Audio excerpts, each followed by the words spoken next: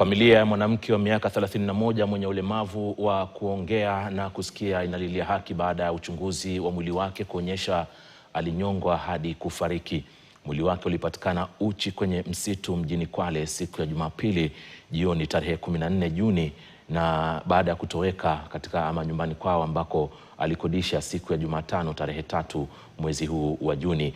Mwanapatholojia kaunti ya Kwale amesema kwamba marehemu alikuwa na majeraha kichwani yaliyoashiria aligongwa na kifaa butu, alama ya kunyongwa shingoni na vile damu katika kifua chake pamoja na majeraha katika sehemu za siri. Wakizungumza baada ya ripoti ya upasuaji wa maiti katika hospitali ya Kwale, familia ya kijana mwathiriwa inataka haki kwa kifo cha binti yao, ikishinikiza kuwakamata wale ambao waliohusika na kukabiliwa na sheria.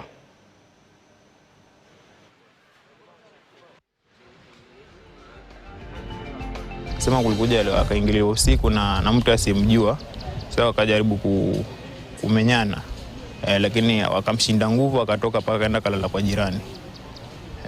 Alafu pia alikuja akaibua pesa na wakajaribu kuvunja mlango. Alitoka kafunga mlango na kufuli, yamaanisha alichukuliwa na mtu mwenye yamjua.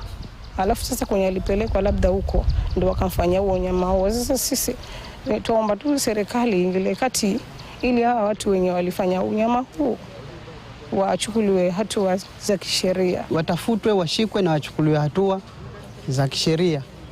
Alafu kwa vile ambavyo mtoto wetu pia naye alikuwa ni mlemavu wa kuongea, haongei, naomba pia serikali nayo ichukulie juhudi ya kuwa apate haki yake yule mtoto.